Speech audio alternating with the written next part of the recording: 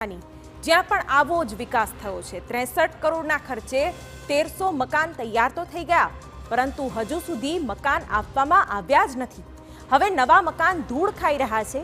નગરપાલિકા એક બાદ એક કારણ આગળ ધરી પોતાનો બચાવ કરી રહી છે અને લોકો થઈ રહ્યા છે પરેશાન।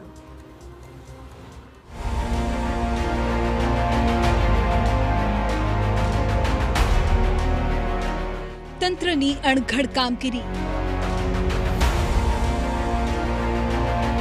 8 વર્ષથી લાભાર્થીની રાહ જોતા મકાન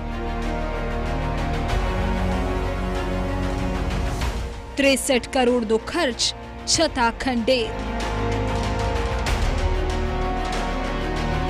આવા વિકાસથી કોને લાભ?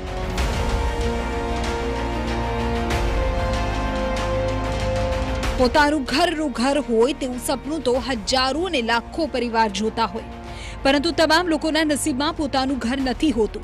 પરંતુ અહીં તો જુઓ, એક બે નહીં 1300, જી હા 1300 મકાન તૈયાર છે, છતાં હજુ સુધી આ મકાન કોઈના ઘર નથી બની શક્યા।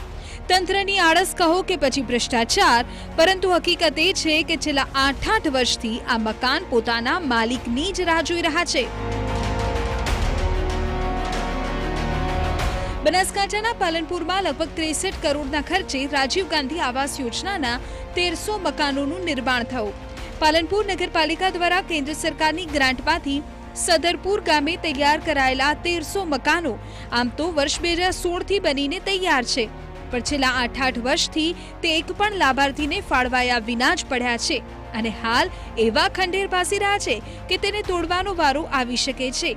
પણ એ પહેલા સાંભળો કે આ મકાન ફાળવાયા કેમ નથી। વર્ષ 2016માં એટલે કે 7 વર્ષ પહેલાં કેન્દ્ર સરકારની ગ્રાન્ટમાંથી પાલનપુર નગરપાલિકાએ 1392 રાજીવ આવાસ ઊભા કરી દીધા અને એ પણ પાલનપુર તાલુકાના સદરપુર ગ્રામ પંચાયતની હદમાંથી કે જે જગ્યા છે એ પાણી પુરવઠા વિભાગની હતી।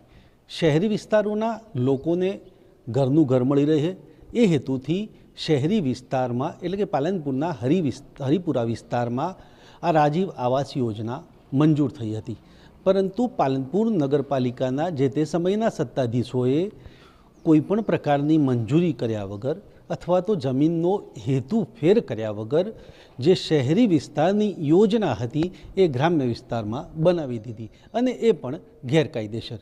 એટલે કે જે જગ્યા હરિપુરામાં મંજૂર થઈ હતી એ જગ્યા કહેવાય છે કે બિલ્ડરોને ફાળવી દીધી અને અહીંયા જે આવાસ છે એ અત્યારે ખંડેર હાલતમાં ઊભા છે। જી હા, શહેરી વિસ્તારના લાભાર્થીઓ માટેની આ યોજના હરિપુરા વિસ્તારમાં બનવાની હતી, પરંતુ તેને સદરપુર ગામમાં એટલે કે ગ્રામ્ય વિસ્તારમાં બનાવી દેવાય।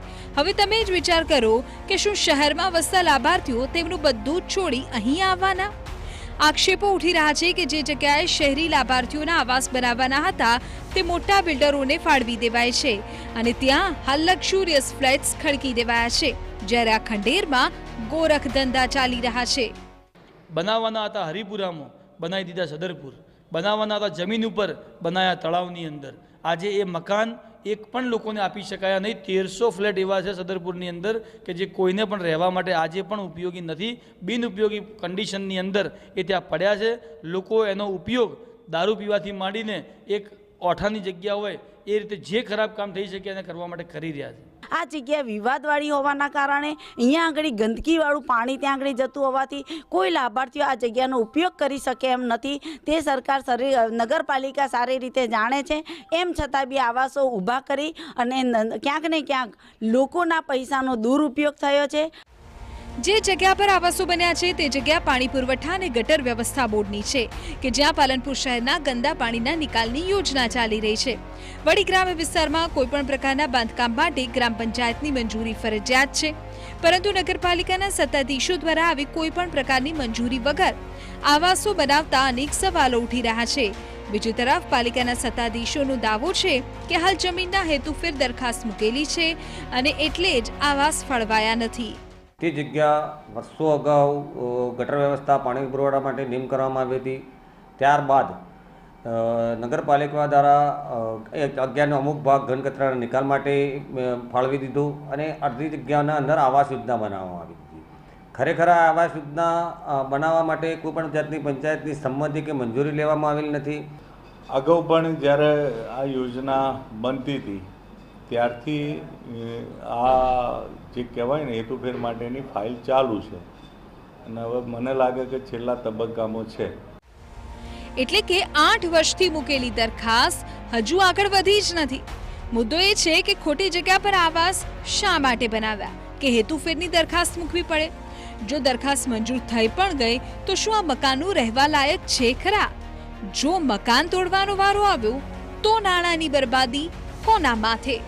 જો આ વિકાસ હોય તો આવો વિકાસ નથી જોઈતો, જેમાં જનતાના ટેક્સના કરોડો રૂપિયા તો ખર્ચી નાખવામાં આવે છે પરંતુ લોકોને તેનો કોઈ જ લાભ મળતો નથી. તંત્રે 63 કરોડનો ધુમાડો તો કરી દીધો પરંતુ તેના હકદાર લોકોને તેનો લાભ મળ્યો જ નથી. કે આ આવાસો છે એ અસામાજિક તત્વોનો અડ્ડો બન્યા છે. દારૂ જુગાર ઉપરાંતની જે બદીઓ છે એ અહીં દોડે દિવસે ચાલે છે. અને જે પ્રકારે અહીંયા આવાસની વાત કરીએ તો સદરપુર ગ્રામ પંચાયતનું કહેવું છે કે આ આવાસો છે એ ગ્રામ પંચાયતની કોઈ પણ પ્રકારની મંજૂરી લીધી નથી. આ જગ્યા છે પાણી પુરવઠા વિભાગની અને તેમાં ગેરકાયદેસર પાલનપુર નગરપાલિકાએ આવાસ ઊભા કરી દીધા છે. જે તે સમયે આવાસની યોજના મંજૂર થઈ એટલે એ પણ બાબત સામે આવી છે કે અનેક લાભાર્થીઓ પાસેથી 1000, 2000 અથવા તો 5000ના જે પ્રકારે પૈસા પણ લેવાયા છે. ત્યારે આ રાજીવ આવાસ યોજનામાં મસમોટો ભ્રષ્ટાચાર થયો છે અને જેને કારણે સરકારને પણ લાખો રૂપિયાનું નુકસાન થયું છે. અતુલ ત્રિવેદી, TV9, બનાસકાંઠા.